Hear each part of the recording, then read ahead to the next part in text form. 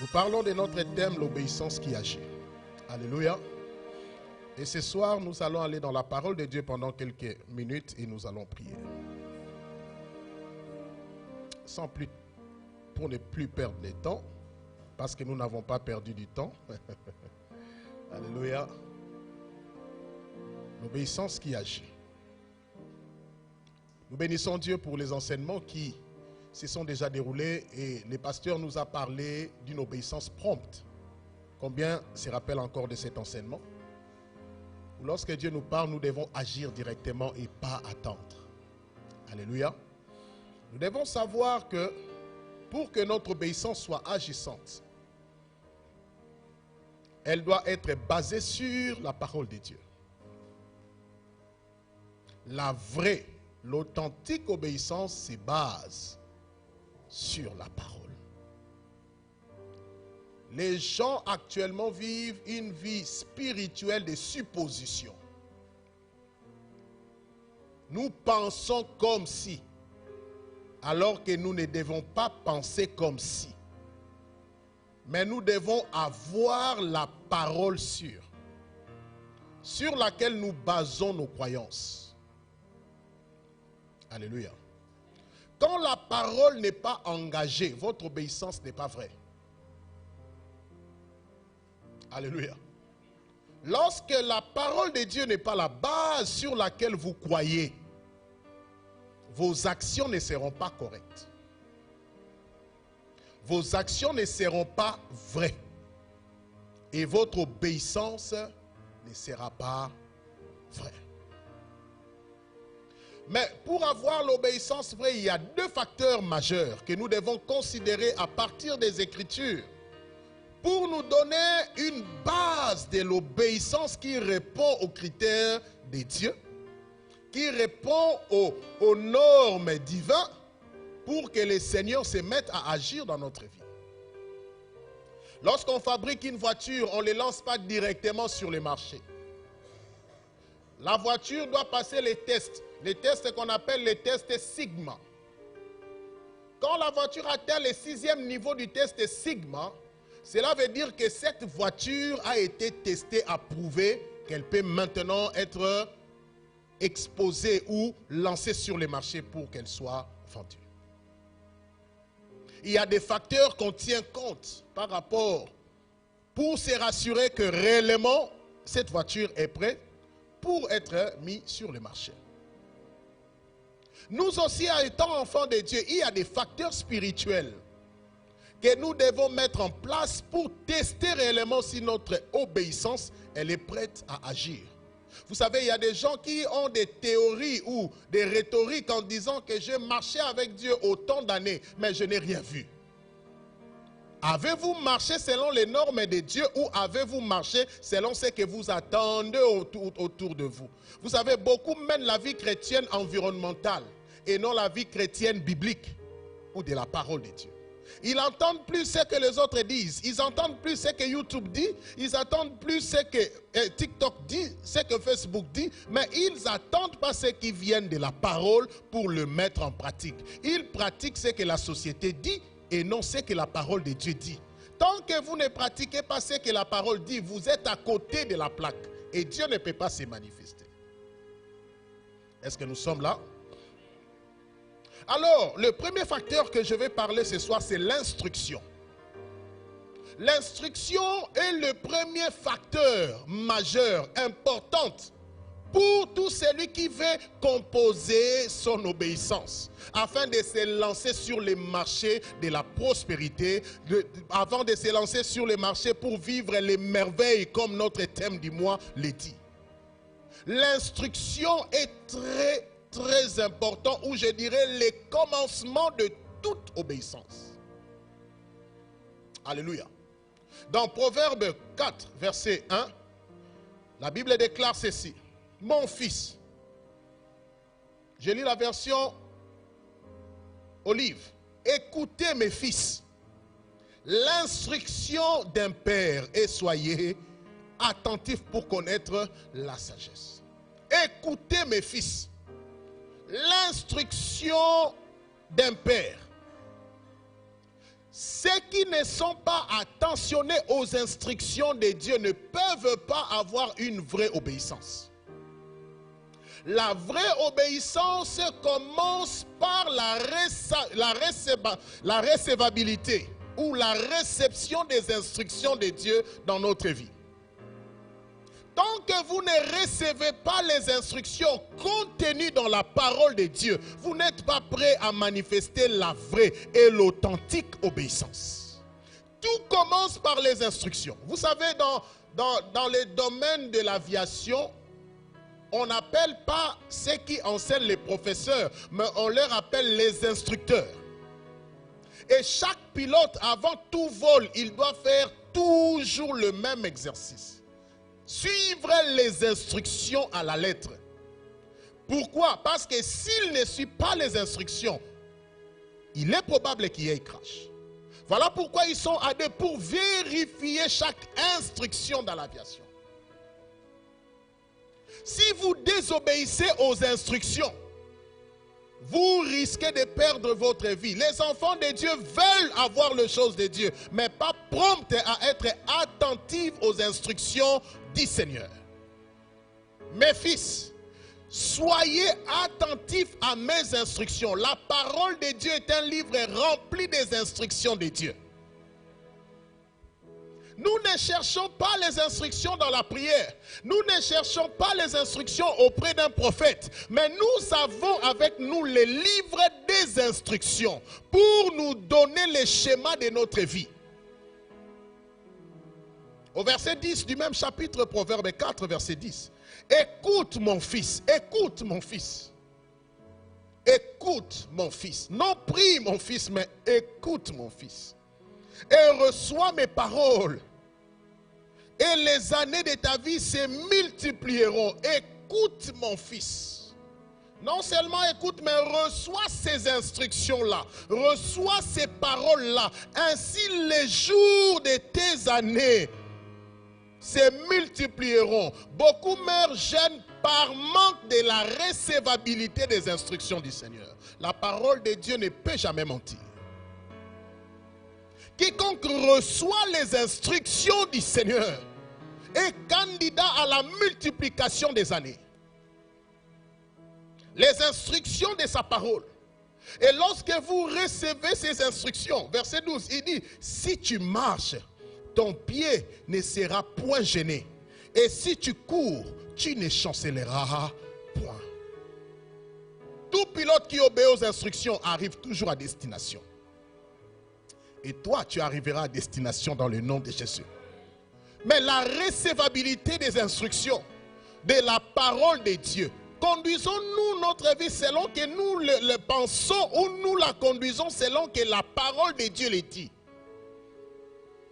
Que des enfants de Dieu qui veulent convaincre Dieu de ce qu'eux ils veulent, au lieu de faire ce que Dieu nous demande de recevoir. La parole de Dieu est remplie des instructions pour les merveilles de notre vie. Mon frère, ma soeur, il n'y a pas de merveille en dehors des instructions de la parole. Quand vous lisez bien la Bible, vous allez voir à chaque moment Dieu parlait, Dieu donnait plus des instructions qu'autre chose. Si tu obéis à la voix de l'Éternel, voici les bénédictions. Marche devant moi. Alléluia. Et dans Ésaïe 48, verset 17, la Bible déclare, ainsi parle l'Éternel ton Rédempteur. Les saints d'Israël, moi l'Éternel ton Dieu, je t'instruis pour ton bien. Je t'instruis pour ton bien. Je te conduis dans la voie que tu dois suivre. Vous savez, la Bible est remplie de 80% des instructions et 20% des principes. Ce qui fait de nous grands, ce n'est pas les principes, mais c'est les instructions. Lorsqu'on dit ainsi parle l'Éternel, c'est-à-dire on est en train de nous instruire ce que Dieu dit. Mais combien sont prêts à recevoir, même lorsqu'ils méditent la parole de Dieu? Méditez-vous la parole de Dieu pour lire l'histoire des enfants d'Israël, ou méditez-vous la parole pour recevoir l'instruction de Dieu?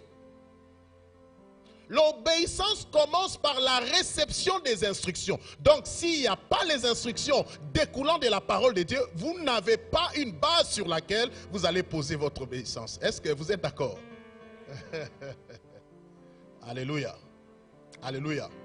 C'est les instructions reçues de la part de Dieu qui construit la première étape de l'obéissance vraie. De l'obéissance vraie. Vous savez pourquoi Dieu a mis l'instruction? C'est pour différencier des rebelles avec des enfants. Un rebelle n'obéit jamais aux instructions. Il s'élève toujours contre les instructions. Voilà pourquoi les rebelles, ils sont appelés rebelles parce qu'ils ne sont pas prêts à accepter ce qu'il leur est demandé de faire. Mais nous avons des rebelles dans la maison de Dieu, mais qui veulent que Dieu se comporte en père pour eux. Ce que Dieu dit, ils ne font pas. Ils savent que ce que le Seigneur dit, c'est ce qu'il faut faire. Mais ils ne sont pas prêts à recevoir ces instructions dans leur cœur. Mais ils veulent cependant que le Seigneur s'accommode à ce qu'eux ils veulent. Ça ne marchera jamais. Même si vous jeûnez 100 jours, battant les records plus que Christ lui-même, vous n'aurez rien de la part du Seigneur. Nous serons des menteurs si on vous dit, ma soeur, tel que tu es béni, tu es béni. Ma soeur, reçois les instructions de ton Père. Avant que Christ ne parte, il leur a donné une instruction. Restez à Jérusalem. Instruction. Instruction. Instruction. Deuxième facteur pour garder le temps, c'est la mise en pratique des instructions ou de la parole. Recevoir l'instruction ne suffit pas, mais le mettre en pratique, c'est-à-dire accepter cela et se conduire conformément aux instructions et non à notre propre volonté. Il dit à Josué, dans Josué 1, verset 8, que ce livre de la loi ne s'éloigne point de ta bouche, médite-le jour et nuit, afin d'agir fidèlement selon ce qui est écrit. Afin d'agir fidèlement selon ce qui est écrit, c'est alors. Dieu parle un bon français plus que le français. Ah, rassurez-vous. Sinon, Dieu allait enlever la partie afin d'agir. Pour dire directement que ce livre de la loi ne s'éloigne pas de ta bouche, médite le jour et nuit, ainsi tu auras du succès dans toutes tes entreprises. Non. Dieu l'a très bien formulé pour dire, afin d'agir, il parle d'agir, pas seulement d'agir, mais il parle de la fidélité. Lorsqu'on dit agir fidèlement, c'est-à-dire faire correctement tel qu'on nous a demandé. On t'envoie aller acheter une Audi, tu ne pars pas acheter une Peugeot. C'est ça, obéir aux... Faire tel que demandé. Alléluia. Beaucoup agissent comme bon leur semble avec les instructions de Dieu. Voilà pourquoi il y a incompatibilité dans l'accomplissement. Alors que nous devons agir tel que cela est demandé. Il dit afin d'agir fidèlement. C'est alors que tu auras du succès dans toutes tes entreprises. C'est alors que tu vivras les merveilles de cette parole. Rassurez-vous, dans les instructions de Dieu, il y a toujours le bonheur qui accompagne. Mais c'est la mise en pratique qui décapsule le bonheur pour que le bonheur se matérialise dans notre vie. Tant que nous ne pratiquons pas la parole, nous sommes loin de recevoir de la part de Dieu. Alléluia. Regardez Naaman dans la Bible, dans 2 Rois 5. Il vient pour sa guérison, on lui donne les instructions, mais Naaman n'était pas prêt à exécuter ces instructions. Il avait les instructions avec lui. Il faut se jeter dans le Jourdain. Moi, Jourdain, chez moi, il y a des rivières qui sont mieux que Jourdain. L'instruction disait Jourdain. Naaman pouvait se jeter dans toutes les autres rivières, il n'allait rien avoir. La lèpre allait continuer. Et en plus, s'il se jetait dans notre rivière, il allait avoir des échauffements tout son corps. Et le sang allait commencer à couler. Pourquoi? Parce qu'avec une telle maladie, on a peur de l'eau. En réalité, un lépreux ne doit pas courir dans l'eau. Mais l'instruction me dit, là où je dois courir, c'est là où je dois aller. Et non seulement que je dois aller, mais c'est encore dans un endroit plus sale. Mais tant que c'est l'instruction, Naaman a beau tourner, il était gonflé, il se prend pour qui? Un, il ne m'a même pas reçu. De deux, il envoie n'importe qui pour me parler à l'extérieur. Et moi, un général chez moi, avec tout ce que j'ai, avec tout ce que j'ai amené comme bien, il fallait qu'il sorte pour voir la gabarit que j'avais. Moi, je ne vais pas me jeter. Ah, gloire soit rendue à Dieu parce que l'orgueil ne sert à rien. Une petite fille, mon frère, ma soeur, si tu es orgueilleux devant Dieu, tu n'iras nulle part avec Dieu. Mon roi, mon Seigneur, s'il te demandait tout, tu allais donner. Il te demande ce qui est plus simple.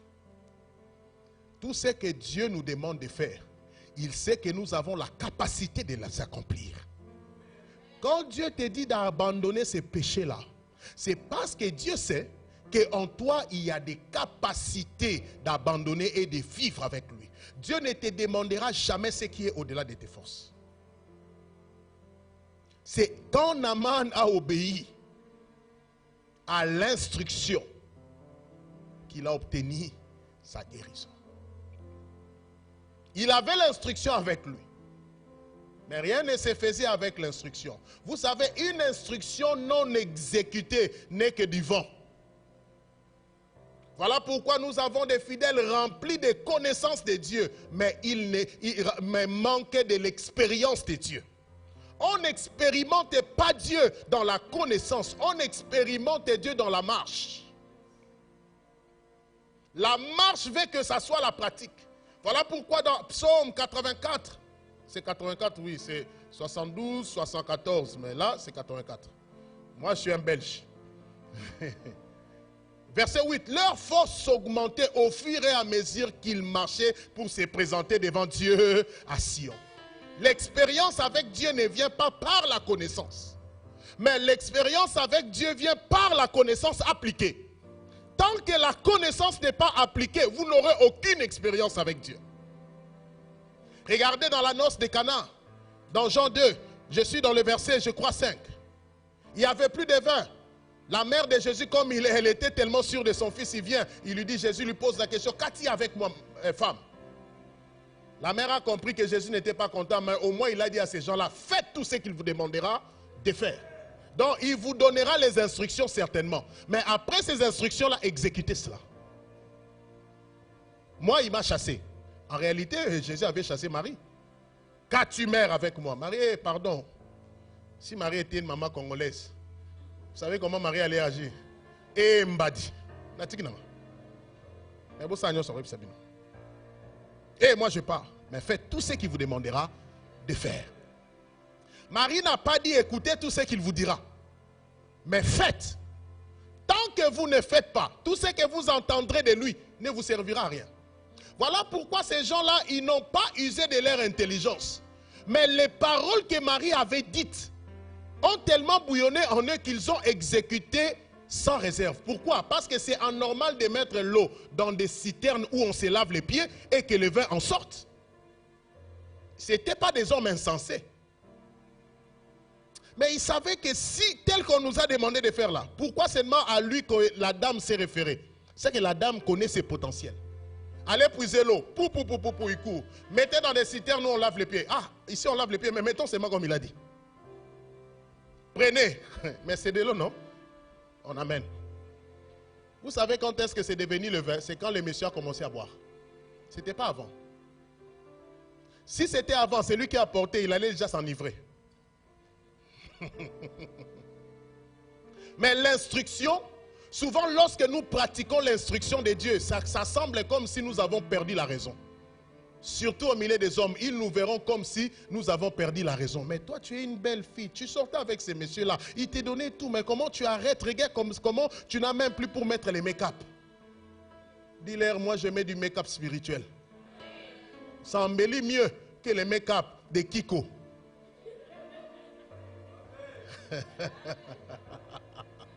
Alléluia. Souvent, quand on est sur les chemins de Dieu, obéissant à ses instructions, on semble comme si on a perdu la tête. Mais en réalité, on n'a pas perdu la tête. On trace les chemins vers un avenir glorieux. Et voilà pourquoi nous devons pratiquer ce que Dieu nous dit. Alléluia. Mais pour recevoir l'instruction et le mettre en pratique, il faut avoir un amour vrai pour le Seigneur. L'obéissance qui agit, c'est une obéissance basée sur le vrai amour pour le Seigneur. Je ne parle pas de l'amour de Dieu, mais je parle de l'amour pour Dieu. Un amour qui sort de vous, un amour responsable, où vous prenez la responsabilité, comme Josué de dire, moi et ma maison. Dieu ne m'a pas demandé de le dire, mais je me tiens là pour vous dire, moi-même je fais le choix de servir Dieu ensemble avec tout ce qui m'appartient. Ce n'est pas attendre que Dieu fasse des oracles d'une certaine manière pour stimuler votre cœur. Ce n'est pas dormir en attendant que le Seigneur se réveille pour vous injecter une pensée. Non, je me réveille même quand je ne sens rien, même quand je ne vois rien, mais je l'aime tellement de plus profond de moi. J'aime tellement le Seigneur, je suis prêt à aller avec lui partout où il m'amène. Je ne l'aime pas parce qu'il doit me bénir. Je ne l'aime pas parce que les gens doivent voir ou prouver aux hommes que Dieu, mon Dieu, est vivant. Non, je l'aime parce qu'il m'a aimé en premier. Voilà pourquoi en retour, j'ouvre mon cœur pour lui donner tout mon amour. Vous savez, on ne peut obéir qu'à celui qu'on aime. Vous savez, quand deux personnes tombent amoureuses et que l'homme n'aime plus de mini-jupe, notre sœur est prête à même balayer les routes avec sa jupe. Hein? Juste pourquoi l'amour coûte cher. Hein? Laissez-moi protéger. Elle n'aime pas ce qu'elle met, mais au nom de plaire à l'autre, elle est prête à faire des sacrifices.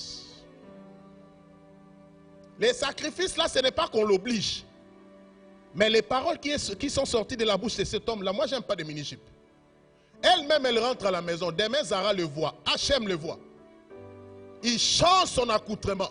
Et quand elle vient, elle est fière de venir avec des longues jupes parce que il va. Et quand les messieurs le voient, ils disent oh, voilà les gens des femmes que moi j'aime. Et l'amour se multiplie. La sœur rentre remplie, reguérie. Donc elle se sent bien dans sa peau. Et elle revient, elle sent qu'elle commence à faire quoi? À vivre. Alors que c'est pas ce qu'elle veut, mais parce qu'on aime tellement qu'on est prêt à abandonner certaines choses, non parce que c'est mauvais, mais c'est parce qu'on est tellement dans l'amour avec l'autre qu'on est prêt à les suivre n'importe comment. Voilà pourquoi Paul dit, qu'est-ce qui nous séparera de l'amour de Christ? Je suis dans Romains 8, verset 35. Qui? Il ne parle pas de quoi? Qui? C'est-à-dire faisant allusion aux personnes. Vous savez, la persécution est une personne spirituelle qui vient pour essayer de détruire notre amour pour Dieu. Mais Paul nous pose la question, qui? Qui? Quand votre amour atteint les niveaux élevés, même le diable aura peur de vous parce qu'il sait que vous n'allez jamais trahir la race de Dieu pour le suivre. L'obéissance dont nous avions besoin, c'est le faire avec amour. À chaque moment, Dieu parle. Parce que j'aime tellement Dieu, j'accepte de me corriger. Sans attendre que quelqu'un me le dise. Sans attendre qu'on me pousse à faire ce qui est correct. Mais moi-même, je prends la résolution de commencer à faire ce qui est correct. Parce que je l'aime. Parce que je l'aime. Lorsqu'il y a l'amour, l'obéissance devient facile. Quand il y a l'amour, l'obéissance devient facile. Elle devient vraiment facile. Regardez Abraham. Il a entendu pendant 100 ans pour avoir le fils de la promesse. Mais dans Genèse 22, versets 1 à 5, Dieu dit à Abraham, donne-moi ton fils. Ça serait un papa congolais. Demain, il mettra son enfant dans un bus pour aller à Katakokombe. Même moi, j'aime beaucoup Dieu. Mais quand je réfléchis sur l'attitude d'Abraham, je me pose la question si je pourrais faire ça. Mais regardez l'amour de cet homme. Il n'a pas regardé à Isaac comme longtemps entendu. Mais il aimait tellement le Seigneur, il aimait tellement le Seigneur qu'il était prêt à tout donner à Dieu. Toi-même, tu es 10 héros difficiles pour donner à Dieu. Lorsque toi-même, tu as la conviction. Et vous savez, il y a des gens dont Dieu veut les bénir. Ils déposent des convictions dans leur cœur pour agir d'une certaine manière par rapport à son œuvre. Mais on se retient toujours. Non, ça, ce sont mes pensées. Quand c'est bien, ce sont tes pensées. Quand c'est mauvais, c'est le Saint-Esprit.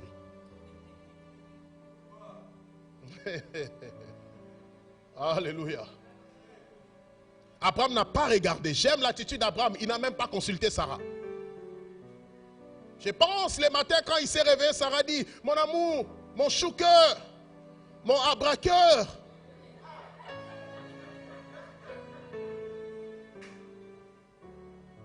Et Abraham répondit, Saqueur, où vas-tu avec Isaqueur? Nous allons faire un tour-cœur. Et puis nous allons revenir. Abraham arrive au pied de la montagne. Il dit à ses serviteurs, verset 5. Moi et les jeunes hommes, nous allons monter adorer Dieu. Et puis nous allons revenir. C'était une belle opportunité pour Abraham de pleurer devant ces gens. Mais Abraham savait une chose. Celui qui me demande, Isaac, est tellement grand. Si seulement tu peux réaliser la grandeur de Dieu, tu verras que ce qui te demande n'est rien. Si seulement tu peux réaliser la grandeur de Dieu, tu verras que ton amour pour Dieu doit atteindre ces niveaux-là. Il n'y a rien que le Seigneur peut te priver. Mais tout ce dont le Seigneur attend de toi, c'est avoir un cœur pour lui. Je ne parle pas de l'amour de Dieu. L'amour de Dieu nous a donné Christ, mais notre amour pour Dieu nous donne un héritage que nos familles biologiques ne peuvent pas nous donner. C'est à cause de ces sacrifices d'Abraham, l'expression de l'amour que Dieu a juré dans le verset 16 à 18. Donc Abraham n'avait plus besoin de prier, mais ta descendance possédera les portes de ses ennemis. Aujourd'hui, moi et toi, nous nous identifions comme étant la postérité d'Abraham. Est-ce que nous les connaissons? Non. Mais à cause de son amour pour Dieu, Dieu nous a mis dans la lignée abrahamique. Vous savez qu'il y a des destinées qui attendent seulement que toi tu tournes vers Dieu pour que ces destinées-là viennent au Seigneur. Vous savez que votre amour pour Dieu changera des masses de gens autour de vous. Alléluia. Lorsque notre obéissance est remplie d'amour, les merveilles deviennent notre quotidien. La Bible dit dans 1 Corinthiens 2, verset 9, ce sont les choses que l'œil n'a point vues, que l'oreille n'a même pas entendues, des choses qui ne sont point montées dans le cœur de l'homme, c'est-à-dire les choses inexistantes, mais que Dieu donne à ceux-là qui l'aiment. Pas Dieu donne à ceux-là qui l'aiment, non. Mais la Bible dit, il donne à ceux-là qui l'aiment. Ici, on ne parle pas de l'amour du salut, mais on parle de l'amour responsable, où l'homme accepte de suivre Dieu, de marcher avec lui, de tout faire pour son Dieu. À ceux-là qui aiment Dieu, Dieu donne les choses que l'œil n'a point vues, que l'oreille n'a même pas entendu. Rassurez-vous d'une chose, que la liste des inventions ne sont pas encore finies, la liste des savants n'est pas même clôturée. Bien-aimé, si seulement l'amour de Dieu grandit en toi, tu verras que tu es tellement important pour Dieu et que tu feras les choses qu'aucun autre humain n'a fait. Est-ce que sais-tu que sans toi l'histoire ne sera pas écrite? Mais ton importance, tu ne le sais pas parce que tu n'as pas encore pénétré la dimension de l'amour extrême, de l'amour élevé, de l'amour parfait qui est de donner sa vie. Christ dit, il a donné sa vie de lui-même. Ce n'est pas que Dieu l'a forcé de donner sa vie, non. Et à cause de cela, Dieu l'a souverainement élevé. Je n'ai jamais vu un amoureux de Dieu finir comme un abandonné. Je n'ai jamais vu un amoureux de Dieu finir comme un vagabond. Je n'ai jamais vu un amoureux de Dieu finir dans la souffrance et dans la maladie. Mais tout vrai amoureux de Dieu finit toujours à être glorifié. Pour finir, regardez cet homme qui a marché avec Christ toute sa vie, parmi les premiers disciples. À un certain moment, il a fui, il est retourné dans la pêche, je parle de Pierre. Et quand Christ est venu, dans Jean 21, verset 15 à 17, Christ ne dit pas à Pierre, Pierre que j'aime beaucoup, non. Il pose la question pour prouver l'amour de Pierre. Si ton amour n'est pas prouvé, ce n'est pas encore authentique. Pierre, m'aimes-tu plus que même ceci? Christ n'est pas, il sait qu'il était venu donner la vie. Mais il attend de Pierre un amour responsable. Dans ton cœur là. Pas ce que moi je t'ai donné, mais toi là, tu m'aimes plus que même ceci. Pierre s'est rendu compte qu'il était très loin d'aimer Dieu. Il dit, Seigneur, tu sais. J'aimerais que quelqu'un se rende conscient de son niveau d'amour. Mais moi qui vous parle, je ne suis pas encore arrivé. Parce que je vais continuer à aimer Dieu. Quelqu'un me pose la question de savoir, mais tu viens à peine de retourner d'un voyage. Ta femme souffre, hein? J'ai dit non, ma femme ne souffre pas. Je pars pour l'œuvre de Dieu. C'est pour dire, quand elle a épousé cet homme-là, elle sait une chose, que cet homme-là ne peut pas l'aimer plus que Dieu. Ce n'est pas les rapports sexuels qui vont me maintenir dans ma maison pendant que je dois faire l'œuvre de Dieu. Pierre, même tu plus que même ceux-là, qui sont prêts à abandonner même leurs propres intérêts pour Dieu. Toi, venir même à l'église, c'est un problème. Tu mens même derrière les transports alors que tu as le moyen d'arriver. Vous savez, lorsque nous nous sommes convertis, on faisait des longs trajets à pied. Voilà pourquoi les personnes comme nous et les pasteurs Jérémie, Dieu a l'obligation de nous bénir. Là, vous n'avez encore rien vu. Et toi aussi, tu dois entrer dans ces dimensions-là. Je vous dis, là, vous n'avez encore rien vu. Nous continuons de monter dans l'amour. Je vois cet homme comment il fait des sacrifices chaque matin pour préparer les cultes de midi. Chaque matin. Même tu plus que même cela. Venir à l'église, on doit te pousser. Tu dois avoir 10 appels pour venir. Et puis tu dis, tu aimes Dieu. Même tu plus que même cela. As-tu même 10 minutes d'intimité personnelle avec le Seigneur? Je ne parle pas de l'église. Oh, je vais prier. Comme on va donner 5 requêtes, nous allons prier. Non, je parle de l'intimité dans les lieux secrets. Voilà pourquoi Dieu parle de la chambre. La chambre, c'est là où vous rangez tout ce qui est précieux. Dans la chambre, c'est là où vous restez nus vous-même sans que même vos enfants ne vous voient. Mais Dieu nous demande de faire de notre chambre les lieux secrets, non seulement pour rester nus, pour garder nos trésors, mais pour être avec lui. Voilà pourquoi il dit, entre dans ta chambre, ferme la porte. Là où ce n'est pas tout le monde qui entre. Là où tu pleures sans que quelqu'un ne te voie, c'est là que Dieu demande la rencontre avec lui. Si tu aimes Dieu, ta chambre deviendra le sanctuaire de Dieu. Sa parole, tu n'auras même pas honte de venir à l'église avec ta Bible. Toi, tu viens comme si tu allais au Stade de France pour regarder un match. Où est ton amour pour Dieu? Oh, c'est dans les téléphones. Non. Les téléphones peuvent tomber. On peut te les voler dans les RRB. Comme hier, on a piqué les téléphones d'une dame. J'ai commencé à surveiller mon porte-monnaie comme ça dans les RRB.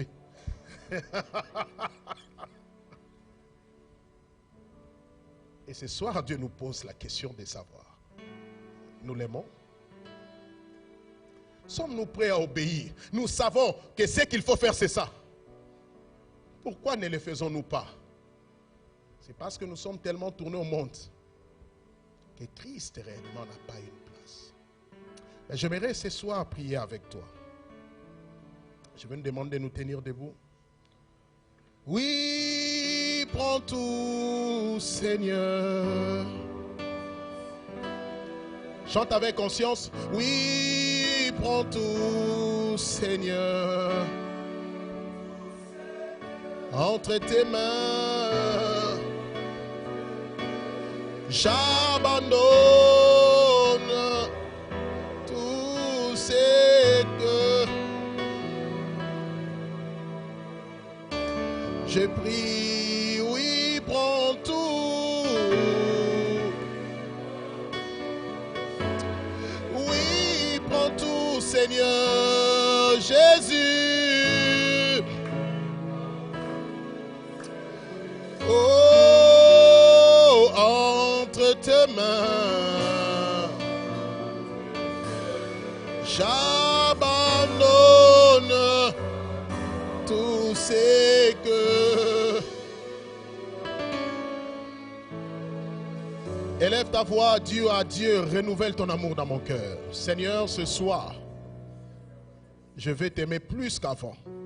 Seigneur, ce soir, je vais recevoir les instructions, les mettre en pratique et t'aimer plus que je m'aime moi-même, t'aimer plus que autre chose.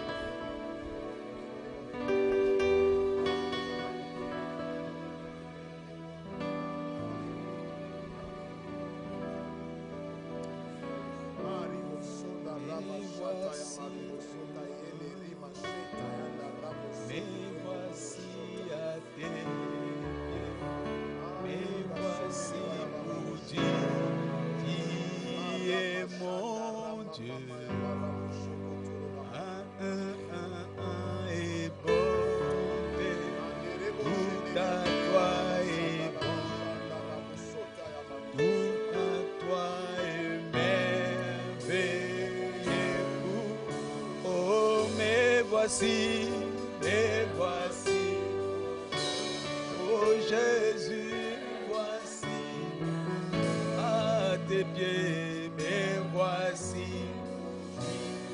Tu es mon Dieu, car tout en toi est bonté, tout en toi est grande, tout en toi est merveilleux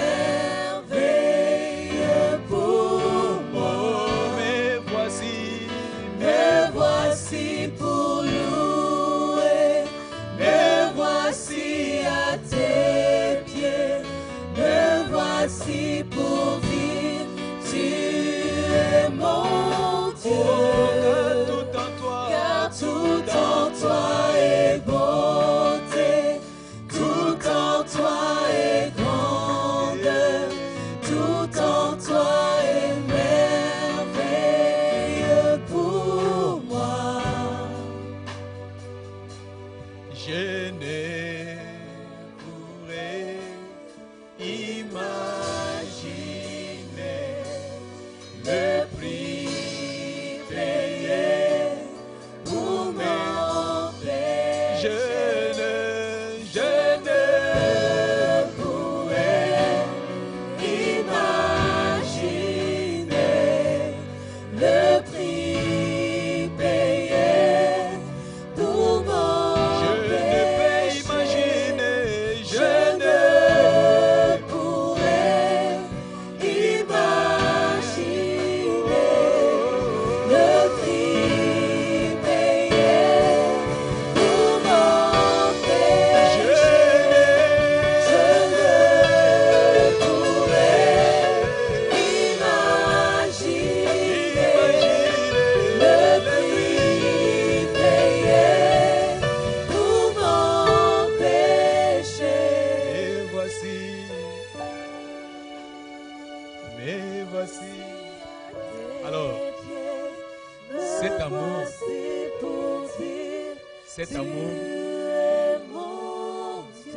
écoutez, cet amour, nous allons le témoigner dimanche. On ne peut pas, si on peut donner sans aimer, mais on ne peut pas aimer sans donner. Amen. Si réellement nous aimons, nous allons donner. Alors j'aimerais que dimanche, nous puissions chacun de nous apporter un don précieux pour le Seigneur. Quel est le don précieux que Dieu aime? C'est une âme. Quelqu'un n'a pas dit amen? Ce n'est pas nos millions qui vont toucher le cœur de Dieu. Non. Tu peux donner même une maison, ta voiture. Il n'y a rien qui fait réjouir le ciel. Il y a une fête au ciel seulement quand il y a une âme s'approche du Seigneur. Alors si réellement nous avons reçu aujourd'hui une parole d'obéissance parfaite, j'aimerais vraiment lancer ce défi. Je sais que tu l'as peut-être déjà fait dans le passé, mais dimanche, tel que nous sommes là, organisons-nous. Ne viens pas seul. Même s'il faut lier quelqu'un, le ligoter, le tirer, comme un chameau. J'aimerais que dimanche, s'il vous plaît, montrons, prouvons à Dieu que Seigneur, nous pouvons faire ce qu'Abraham a fait. Abraham t'a donné un fils, nous te donnons une âme. Est-ce que quelqu'un dit amen? Frère bien-aimé, il y a des choses comme ça, quand la parole sort, plonge. Que ce ne soit pas seulement des paroles slogans. On a dit, l'ange de Dieu descendait de temps en temps. Cette parole que nous avons entendue aujourd'hui, c'est une parole de temps en temps. Nous n'avons pas avec nous le pasteur tous les jours. Il est venu, il a lancé une parole. Et cette parole est encore en ébullition. Si seulement nous pouvons nous plonger ce dimanche, à commencer par moi-même. À commencer par moi-même. Si tu peux ramener 2 âmes, ramène. Mais je sais que l'obéissance de l'amour que nous allons témoigner ce dimanche, Dieu ne sera pas indifférent. Je n'ai pas attendu ton amen. Alors donc dimanche, tel que nous sommes là, je m'adresse à même celui qui est resté à la maison, qui me suit sur les réseaux sociaux. Ça te concerne aussi. Le dimanche, venons avec cette détermination. Seigneur, voici la preuve de mon amour. Je t'amène une âme. Maintenant, agis à ma faveur. Nous allons nous lever. Nous prenons nos offrandes aussi pour ce culte. Exceptionnellement, nous allons donner nos offrandes. On nous apporte le corbeil rapidement.